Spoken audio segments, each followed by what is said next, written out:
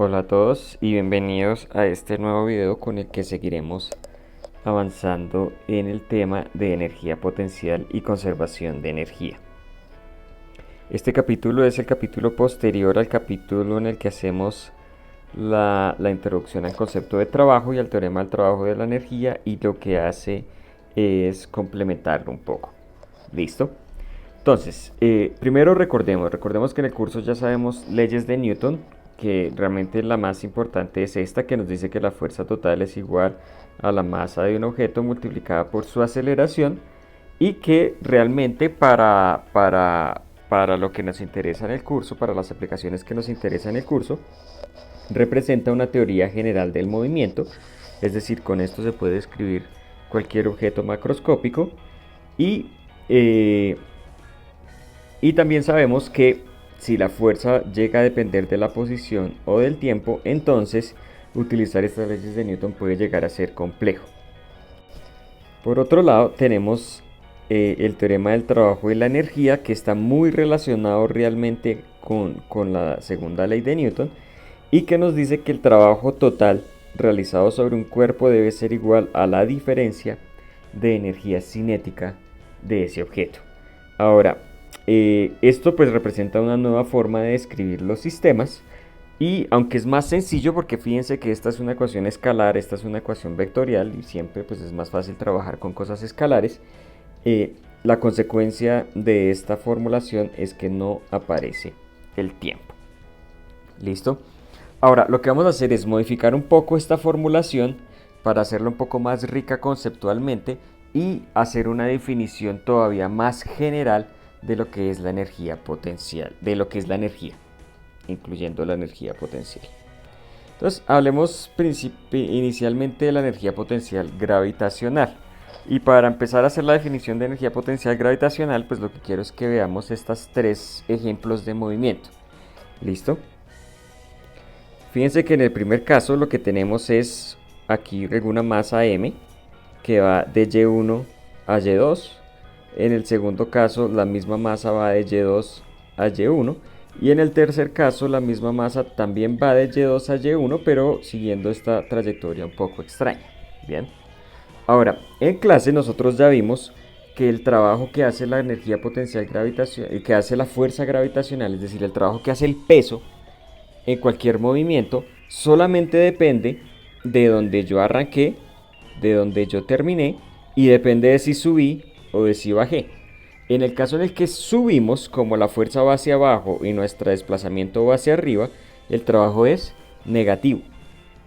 Y si ustedes se dan cuenta, entonces yo puedo escribir el trabajo como menos mg por h, donde h es la altura, que es y2 menos y1. ¿Listo? Si yo escribo eso bien bonito, entonces eso me queda como mg y1 menos mg y2. Bien, listo. Por otro lado, si ahora la masa cae, entonces el trabajo es positivo, porque la fuerza de gravedad y el desplazamiento van en la misma dirección, que sería hacia abajo. Y en ese caso yo puedo escribir para la energía potencial, para el trabajo que hace la gravedad, mg por h, que es y2 menos y1. Y si separo eso, obtengo lo mismo, mg y2 menos mg y1. Muy bien.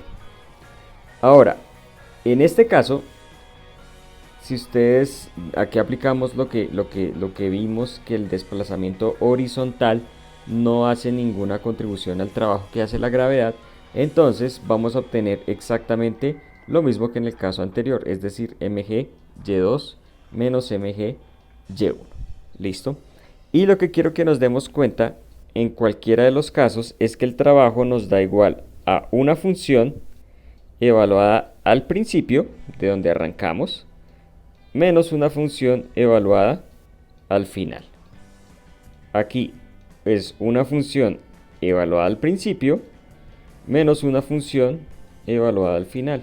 Y fíjense que aquí ocurre lo mismo. Una función evaluada al principio, una evaluación evaluada al final. Muy bien. Ahora vamos a hacer un pequeño truco. Vamos a definir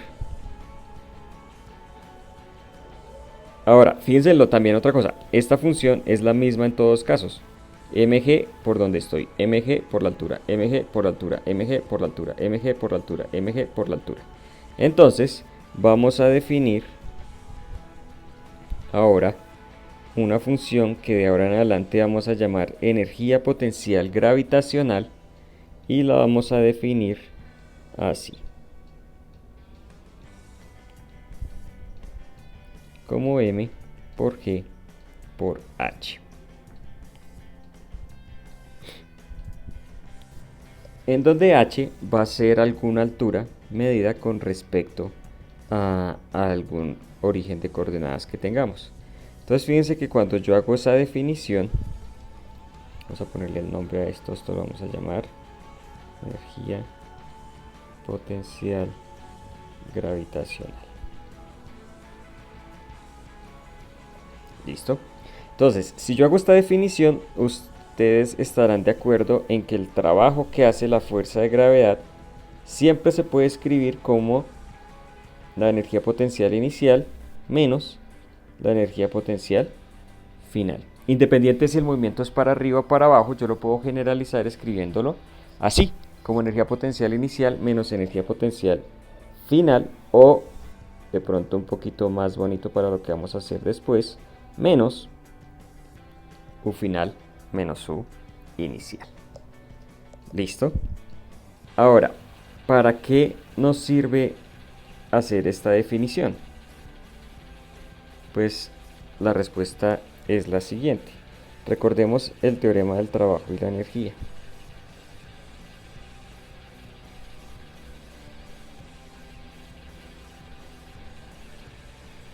Que nos dice que el trabajo total hecho sobre un objeto debe ser igual a la energía cinética final menos la energía cinética inicial. Ahora, en el trabajo total están todas las fuerzas, ¿sí o no? Todas las fuerzas que actúan sobre ese objeto. Ahora, si ese objeto cambió de alturas, alguna de las fuerzas que hizo trabajo fue la gravedad. Entonces yo voy a partir este trabajo en dos. El trabajo que hace la gravedad más el trabajo que hacen las otras fuerzas. ¿Sí? Donde las otras fuerzas son el problema que haya, el resto de fuerzas, fricciones, tensiones, incluso resortes o lo que sea. Y eso debe ser igual a K final menos K inicial. Ahora, por nuestro resultado anterior, yo sé que el trabajo que hace la gravedad siempre lo puedo escribir en términos de la energía potencial. Entonces, este trabajo de la gravedad yo lo puedo transformar en menos la energía potencial final menos energía potencial inicial más el trabajo que hacen el resto de fuerzas debe ser igual a K final menos K inicial. ¿Listo? Podemos pasar esta resta al otro lado a sumar y entonces ustedes están de acuerdo en que eso nos va a quedar algo así. El trabajo que hacen todas las demás fuerzas aparte de la gravedad.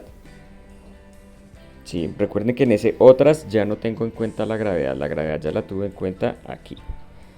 El trabajo que hacen las demás fuerzas es igual a K final. Fíjense que este U final, cuando pasa al otro lado, pasa positivo, perdón, y el U inicial cuando pasa al otro lado pasa negativo. Entonces yo puedo escribir esto como K final más U final menos K inicial más U inicial. Bien. Entonces, fíjense que aquí ocurre algo interesante. Yo puedo escribir el trabajo que hacen las otras fuerzas como la suma de dos tipos de energía, cinética más potencial al final, menos cinética más potencial al principio. A esta suma de energías, fíjense que son dos tipos de energía diferentes, cinética y potencial, le vamos a dar un nombre. A esto lo vamos a llamar E final, a esto lo vamos a llamar E inicial,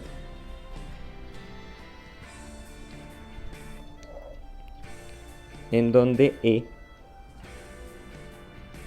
es la energía mecánica. Entonces, de ahora en adelante, ¿qué es la energía mecánica de un sistema? Es la suma de su energía cinética más su energía potencial. En este caso, gravitacional, pero ya después vamos a ver más energías potenciales. Entonces, la energía potencial, la que haya. Muy bien. Entonces, podemos resumir esto de la siguiente forma. El trabajo que hacen las otras fuerzas debe ser igual a la energía mecánica final menos la energía mecánica inicial.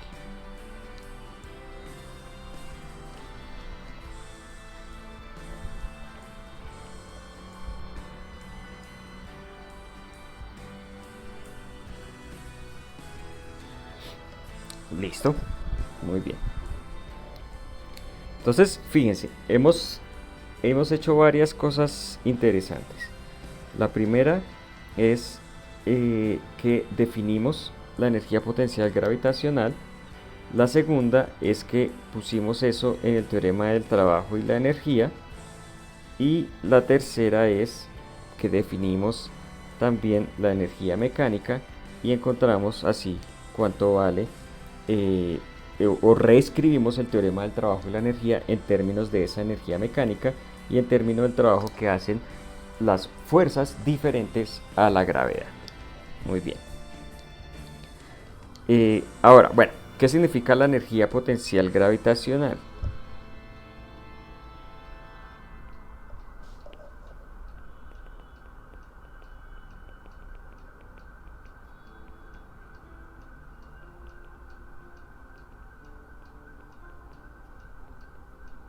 Listo. Y para hacer esto, hagamos un ejemplo bastante sencillo. Suponga que aquí hay una caja en el piso. Listo. Y en ese caso, y supongamos que en nuestro eje Y, definamos aquí un eje Y,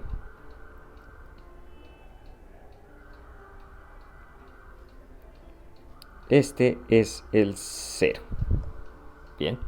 Entonces, si yo miro aquí la energía potencial de esta caja, pues eso me va a dar 0 porque está en el origen. Bien. Ahora, en un instante adicional o un instante después, nosotros llega alguien aquí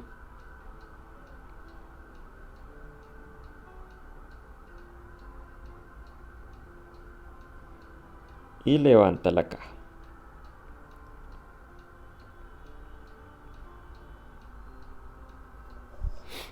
¿Listo? Y cuando levantamos la caja, la energía potencial de la caja es igual a mg por h, donde h es esta altura que la caja se subió. Ahora, si ustedes se dan cuenta, aquí la velocidad de la caja es 0 y aquí también. Entonces, por teorema de trabajo de la energía, el trabajo total que hicieron sobre la caja es 0. ¿Listo? Ahora, ¿qué fuerzas actuaron sobre la caja en este momento entre este instante en el que está en el piso y este instante que está acá? Pues hay dos fuerzas, ¿no? Está la fuerza gravitacional y está la fuerza que hace el humano. ¿Listo? Y cada una de esas fuerzas hace trabajo y lo que sabemos es que los dos trabajos deben ser igual a 0. Bien. Ahora, de nuevo, la fuerza gravitacional es igual a menos la energía final menos la energía inicial, que es 0. Y este es el trabajo que hace el humano. Y finalmente entonces obtenemos que el trabajo que hace el humano es igual a mgh. Bien, y es un trabajo positivo. Obviamente a ustedes les cuesta llevar esta caja de aquí hasta acá. Y entre más mayor sea la masa, más les va a costar subir esa caja. Y entre más altos sean ustedes, también más les va a costar subir esa caja. Entonces, ¿qué es lo que vamos a ver de ahora en adelante? El trabajo que ustedes hacen en levantar la caja no solo se puede convertir en energía cinética, que en este caso no pasa, sino que se puede convertir en energía potencial. Porque cuando ustedes levantaron la caja, le dieron a la caja la posibilidad de ganar energía cinética. ¿Cuándo? Pues cuando ustedes la dejen caer de nuevo. Por eso se llama energía potencial, porque no es una energía real o visible o que se pueda utilizar directamente, sino es más bien una energía que yo puedo llegar a observar o que yo puedo llegar a utilizar en caso de que coja esta caja y la devuelva a la posición en la que estaba. Entonces, por eso llamamos a eso energía potencial, y ese es el significado que le vamos a dar. Listo. Tomemos ahora como ejemplo el movimiento de un péndulo. ¿Listo?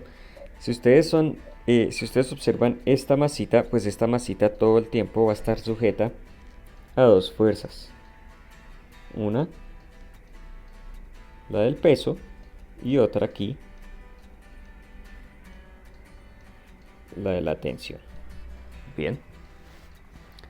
Entonces, si yo quiero aplicar el teorema del trabajo y la energía que acabamos de ver, en la forma en la que la acabamos de ver, aquí sería W otras igual a E final menos E inicial, y en otras solamente tengo el trabajo que hace la tensión. ¿Listo? Fíjense que aquí estamos despreciando la fricción con el aire. Y si yo tengo tensión, entonces pues me pregunto cuál es el trabajo que hace la tensión, pero para preguntarme eso yo voy a hacer un pequeño dejito acá. Fíjense, si yo dejo mover este péndulo en este momento un instante muy pequeñito, el péndulo se va a desplazar en esta dirección. Y ustedes están de acuerdo en que este ángulo entre la tensión y el desplazamiento es de 90 grados. Y no importa dónde esté el péndulo, siempre el ángulo entre la tensión y el desplazamiento será de 90 grados. Y por lo tanto, el trabajo que hace la tensión es 0. ¿Eso qué quiere decir? Quiere decir que este sistema es un sistema en el que no hay un trabajo de otras fuerzas. Y fíjense qué ocurre ahí. Ocurre entonces que E final menos E inicial es 0, o lo que quiere decir esto es que la energía final, la energía mecánica final y la energía mecánica inicial deben ser iguales. Ahora, recordemos que la energía mecánica es la suma de la energía cinética y la energía potencial, que en este caso es la energía potencial gravitacional. Entonces, fíjense que bajo este punto de vista yo puedo ver el péndulo como una máquina en la que todo el tiempo la energía cinética y la energía potencial están transformándose la una en la otra, de manera que su suma me da todo el tiempo lo mismo. Entonces fíjense, aquí en el punto inicial, este va a ser el punto más alto. Vamos a suponer que soltamos el péndulo de este punto en el que está acá. Como lo vamos a soltar, inicialmente él está quieto y la energía cinética es 0. A su vez, el péndulo está en la altura máxima, de manera que la energía potencial gravitacional tiene el valor máximo, y la energía mecánica, que es la suma de estas dos, pues vale lo mismo que la energía potencial gravitacional. Sin embargo, fíjense qué pasa cuando el péndulo se pone a mover. Entonces, lo que encontramos es que en el sistema la energía cinética y la potencial suben y bajan, de manera que su suma se mantiene constante.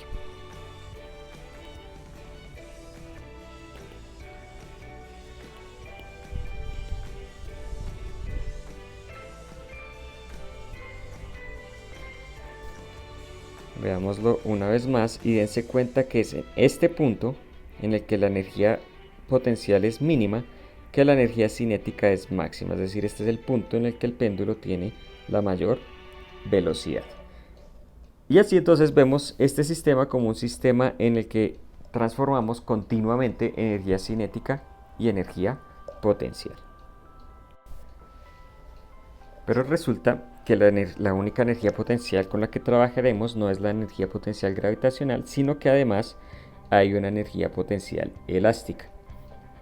como vimos también ya en clase, el trabajo que hace la fuerza elástica o el trabajo que hace la fuerza de un resorte se puede escribir siempre independiente de cuál haya sido la forma en la que el resorte pasó de este punto xy a este punto xf con elongación xy a un punto con elongación xf. Siempre se puede escribir la fuerza elástica como un medio de k por xy al cuadrado menos un medio de k por xf al cuadrado. ¿Listo?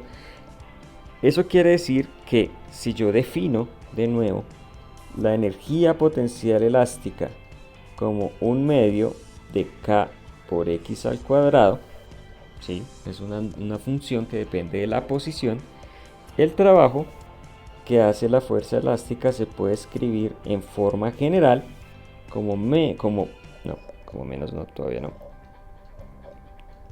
se puede escribir como la energía potencial inicial menos la energía potencial final, o mejor, como lo queremos escribir de ahora en adelante, como menos U final menos U inicial. ¿Listo? Y fíjense que cuando hacemos eso, volvemos exactamente a la misma fórmula que habíamos encontrado para el trabajo que hace la fuerza gravitacional. Estaba por acá. Menos U final menos U inicial. ¿Listo? Como la fórmula a la que llegamos es la misma, quiere decir entonces que yo puedo hacer una nueva generalización del teorema del trabajo y la energía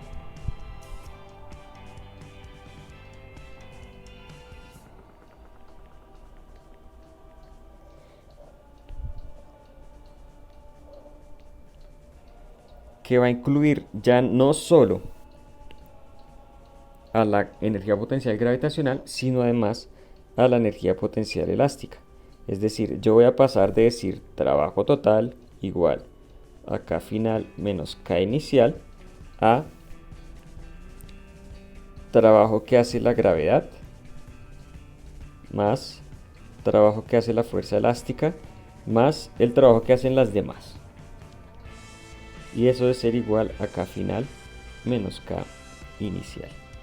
Ahora, como el trabajo que hace la fuerza gravitacional y el trabajo que hace la fuerza elástica se pueden escribir como diferencias de energía potencial, aquí las voy a separar, las voy a anotar diferente. Esta sería la energía potencial gravitacional final e inicial, y esta sería la energía potencial elástica final e inicial. Aquí están las otras, y eso es igual a K final menos K inicial, y llegamos exactamente al mismo resultado de antes.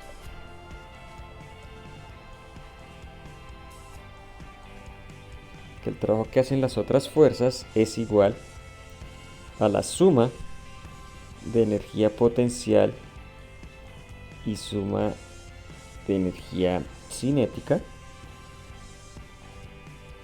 final menos la suma de energía cinética aquí,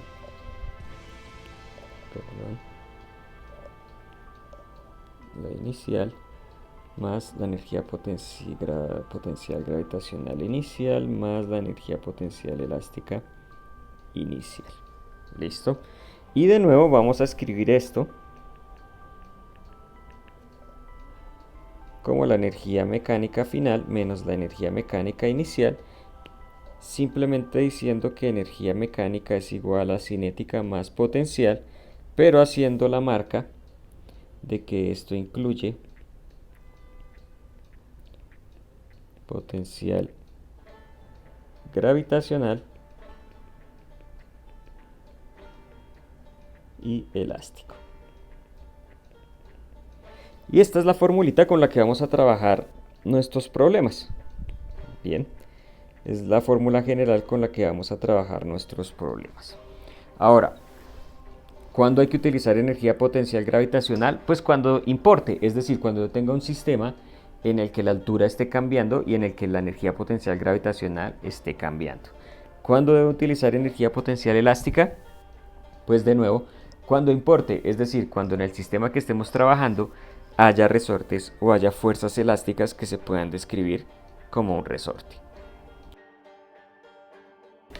Como ejemplo, tomemos entonces el caso de un sistema masa-resorte. ¿Listo? En este sistema estamos despreciando todas las demás fuerzas. Básicamente la única fuerza que actúa sobre este cubito de acá es la fuerza del resorte. Y entonces yo lo que puedo decir es que W otras es 0. Básicamente porque no hay otras fuerzas. Estoy despreciando fricción y estoy despreciando cualquier otra interacción. Entonces, como el trabajo que hacen las otras fuerzas es 0, entonces podemos decir que la energía final y la energía inicial, la energía mecánica, deben ser la misma. Y entonces este sistema se puede ver como, de nuevo, un sistema en el que todo el tiempo la energía cinética y la energía potencial elástica están cambiando, de manera que la suma entre las dos es una constante de movimiento. Es decir, es igual todo el tiempo. Entonces fíjense, supongo que ustedes tomaron este resorte cuya longitud natural está por acá y lo estiraron hasta este punto. Cuando ustedes lo estiran, pues le entregan energía potencial elástica, que es un medio de K por X al cuadrado. Y en este momento ustedes liberan el resorte. Cuando ustedes liberan el resorte, la velocidad inicial es 0, por eso la energía cinética aquí no aparece. Cuando ustedes ponen el sistema a andar, entonces fíjense, cinética, potencial, cinética, potencial, cinética, potencial. Y la energía cinética tiene su valor máximo justo en el momento en el que la energía potencial es 0. Es decir, en el momento en el que el resorte pasa por el punto de equilibrio o por la longitud natural. Entonces fíjense que ahí es cuando más rápido se mueve el sistema. Y todo este movimiento entonces lo podemos ver como un sistema en el que la energía se conserva. Perfecto. Y resulta que en este curso solamente la energía potencial gravitacional y la energía potencial elástica serán las energías potenciales con las que trabajemos. No vamos a trabajar más. En el siguiente semestre, cuando hagamos electricidad, se va a trabajar una energía potencial adicional, que es la energía potencial eléctrica, pero no más. No vamos a hablar nunca, porque no existen, de energías potenciales relacionadas a fuerzas de fricción o energías potenciales relacionadas a fuerzas de tensión o anormales o a otro tipo de fuerzas. Eso quiere decir que para que yo pueda hablar de energía potencial, la fuerza tiene que cumplir algo especial. Y efectivamente eso pasa. Solamente se puede definir energía potencial para fuerzas que yo llamo fuerzas conservativas. ¿Qué quiere decir una fuerza conservativa? Entonces hagamos el caso general de acá. Supongo que ustedes quieren ir de un punto I a un punto F. Bien. Y obviamente para ir de un punto inicial a un punto final ustedes tienen infinitas trayectorias posibles. Digamos, si lo hablemos en 2 dimensiones o en 3 dimensiones, siempre hay infinitas trayectorias en las que ustedes pueden ir de un punto inicial a un punto final. Y en general, el trabajo que hace una fuerza, pues si la trayectoria cambia, ustedes estarán de acuerdo en que si la trayectoria cambia, el trabajo que hace la fuerza cambia. Imagínense, por ejemplo, que esta es una esquina de un salón y esta es otra esquina de un salón y yo les digo muevan un pupitre o una mesa desde este punto hasta este punto. Bien, entonces ustedes están de acuerdo que en general no es lo mismo hacer la trayectoria 2, hacer la trayectoria 1 o hacer la trayectoria 3. En las 3 trayectorias ustedes se van a cansar diferente y van a notar que efectivamente la trayectoria 2 es la que menos se cansa porque es la que menos trayectoria recorre. ¿Listo? Sin embargo, si yo le pregunto a la gravedad cuál es el trabajo que hace en cualquiera de las 3 trayectorias, y de nuevo vamos a hacer el caso general, estas trayectorias pueden subir, bajar o hacer lo que sea, el trabajo no depende de la trayectoria, es decir, por cualquiera de los 3 da igual. Bien, y algo similar ocurre con la fuerza del resorte. Entonces, ¿qué es una fuerza conservativa? Es una fuerza para la cual el trabajo que la fuerza hace no depende de la trayectoria. Eso quiere decir que solamente depende de dónde arrancamos y de dónde finalizamos. En cálculo vectorial, pues eso se escribe así. El trabajo es una función evaluada en el punto inicial menos una función evaluada en el punto final. Bien. Ahora, de acuerdo a nuestras definiciones, esa función precisamente es la que llamamos energía potencial y así entonces es que definimos la energía potencial en forma general. ¿Cuál es la energía potencial asociada a alguna fuerza? Es una función U que satisfaga que el trabajo que hace esa fuerza siempre es igual al cambio en energía potencial y con un signo negativo. Bien, entonces esta es la energía potencial en el caso general, la relación que hay entre trabajo y energía potencial. De nuevo, esto solamente se puede definir si la fuerza es conservativa. Y en nuestro curso, las únicas dos fuerzas conservativas con las que trabajaremos son la fuerza de gravedad y la fuerza de un resorte. Muy bien. Ahora ya podemos entrar a generalizar todo esto y vamos a hablar entonces de conservación de energía. ¿Listo? Déjenme yo cuadro esto un poco mejor así para que quede más claro. Entonces, ¿cómo es el teorema de conservación de la energía? El teorema de conservación de la energía pues arranca con el teorema del trabajo y la energía que ya conocemos, en el que el trabajo total hecho sobre un objeto es igual al trabajo, a la energía cinética, al cambio en energía cinética. Ahora, el trabajo total lo voy a separar en dos. Fíjense que aquí ya estoy generalizando. Vamos a separar el trabajo, el que hacen las fuerzas que sean conservativas, es decir, la energía gravitacional, la fuerza gravitacional o la fuerza elástica, y el trabajo que hacen las fuerzas no conservativas, es decir, el resto, tensiones, fricciones, normales, lo que sea. Ahora, para las fuerzas conservativas, el trabajo que hace la fuerza yo siempre lo puedo escribir, de acuerdo a lo que vimos anteriormente, como menos el cambio en la energía potencial. Fíjense que ya estamos haciendo lo general. Esta fuerza conservativa es cualquiera, más el trabajo que hace la fuerza no conservativa, y eso es igual al cambio de energía cinética. Eso quiere decir que el trabajo que hace la fuerza no conservativa se puede ver como el cambio en la energía mecánica, definiendo la energía mecánica como energía cinética más energía potencial. Bien. Listo. Fíjense que en este caso lo único que hemos hecho es cambiar el término otras por, ahora sí, ya teniendo en cuenta para cuáles puedo definir energía potencial y para cuáles no, como el trabajo que hacen las fuerzas no conservativas. Bien. Ahora, vamos a definir una tercera forma de energía que se llama la energía interna. ¿Sí? ¿Qué es la energía interna? Pues es la energía que está asociada a los materiales y que no depende ni de su masa, ni de su velocidad, ni de su posición. ¿Sí? Es energía que no está relacionada con el movimiento o con la posición. ¿Por qué digo esto? Pues porque si ustedes se dan cuenta, la energía potencial es una energía que está asociada con la posición, mg por h, un medio de k por x al cuadrado. Y la energía cinética es una energía que está relacionada con la velocidad, un medio de masa por velocidad al cuadrado. Hay otros tipos de energía que no están relacionados con ninguna de esas dos cosas y son generalmente las que se conocen como energía interna. Ejemplos de energía interna: la temperatura, ¿sí? La energía térmica, la energía que está puesta en las reacciones químicas, ¿sí? O sea, yo cuando libero una reacción química, cuando hago una reacción química se libera energía, esa energía está puesta inicialmente como energía interna. Ejemplo de cómo se aprovecha esa energía, pues las baterías. ¿Listo? O también como los combustibles. Bien, cuando yo tengo un galón de gasolina, pues ese galón de gasolina tiene una energía interna, que yo se la puedo aprovechar con un proceso de combustión, sí, pero pues cuando está el galón ahí es una energía interna. Bien. Ahora, yo puedo hacer la siguiente definición, y es hacer algo parecido a lo que hicimos con la energía potencial. Resulta que el trabajo que hacen las fuerzas no conservativas se puede mostrar, y ese es el gran trabajo que hizo Joule, digámoslo así, por eso el trabajo se forma, por eso hablamos de energía en términos de joules.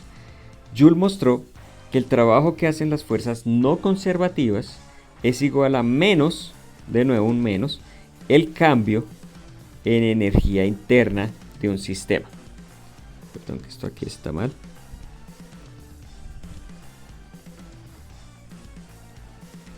energía interna inicial, energía interna final. ¿Listo? Entonces, por ejemplo, si la fricción hizo un trabajo negativo en un sistema, ¿sí? Como normalmente la fricción hace un trabajo negativo, entonces este numerito de acá es negativo y eso quiere decir que la energía interna es mayor a la energía interna final, es mayor a la energía interna inicial. ¿Por qué? Pues porque ustedes saben que siempre que hay un sistema con fricción, la consecuencia natural de la fricción es elevar la temperatura. ¿Listo? Entonces, todos los sistemas con fricción se calientan. Y eso es lo que nos muestra esto. El trabajo que hace la fricción, que es negativo, repercute en un incremento en la energía interna.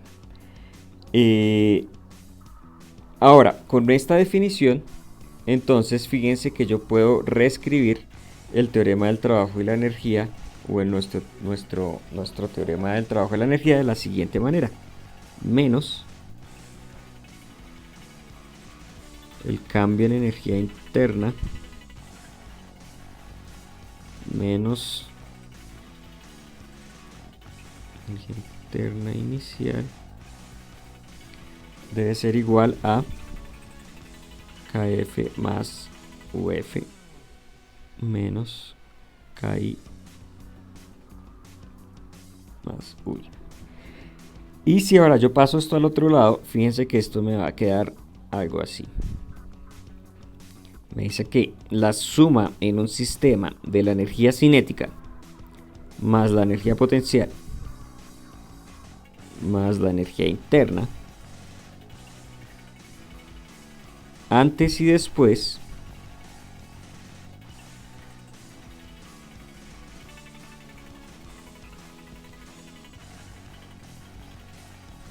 ¿listo?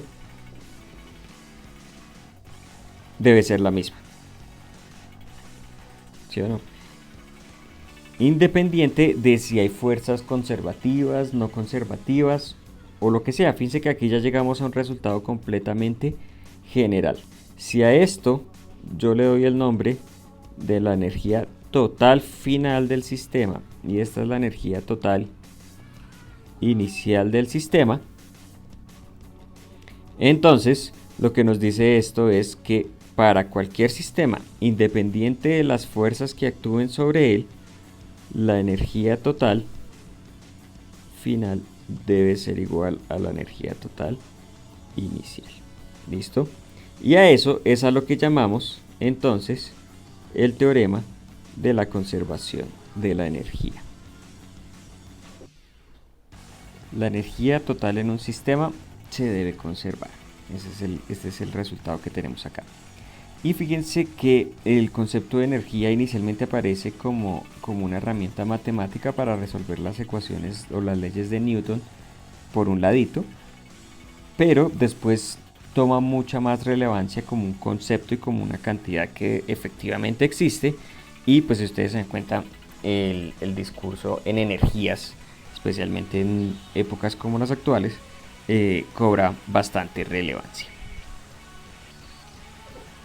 Ok, y retomemos entonces nuestro problema con el resorte, pero esta vez sí utilicemos fricción. Entonces fíjense, aquí lo que va a ocurrir es que el trabajo que hacen las fuerzas no conservativas, que en este caso es la fricción, es una cantidad negativa. Entonces llamémoslo menos J. ¿Listo? Es una cantidad negativa. Ahora, de acuerdo a la relación que hay entre el trabajo que hacen las fuerzas no conservativas y la energía interna, se puede concluir, si yo despejo aquí la energía interna final, yo puedo decir que la energía interna final en el sistema debe ser igual a la energía interna inicial más J. ¿Sí se dan cuenta? Eso quiere decir que en este sistema la energía interna debe aumentar a medida que la fricción hace su trabajo. Entonces, ¿cómo vemos esto en términos de energía? De nuevo, estiramos el resorte a partir de su posición inicial la energía total del sistema se puede ver como solamente energía potencial. El resorte está quieto y por ahora no hemos hecho ningún cambio en la energía interna, entonces está así. La energía total, entonces, es la suma de estas tres. Bien. Ahora, mientras el resorte anda y hay fricción, entonces, ¿qué es lo que va a ocurrir? El resorte se frena. Bien. Y a medida que se frena, tanto la energía cinética como la potencial van a disminuir. De nuevo, si quieren, veamos qué ocurre acá. Potencial, cinética, pero el freno hace que esta oscilación vaya perdiendo amplitud, y como va perdiendo amplitud, entonces tanto la velocidad como la posición máxima disminuyen. Hasta que llegamos a un punto en el que las dos han disminuido, pero el trabajo que hizo la fricción incrementó la energía interna. De manera que, de todas maneras, la energía total del sistema sigue siendo constante. Fíjense que la energía mecánica desapareció. La energía mecánica ya no existe, es cero. Toda la energía inicialmente mecánica se convirtió ahora en energía interna. ¿Dónde debo yo ver esta energía de acuerdo a Joule? Pues esta energía se tuvo que haber convertido en calor. Y yo la tengo que ver como un aumento en temperatura tanto en la cajita como aquí en el piso. ¿Listo? Y entonces así podemos definir o hablar de conservación de energía en estos sistemas. Bien, fíjense que es muy simple y hasta el momento no se ha encontrado ni un solo experimento en el que esta equivalencia no valga.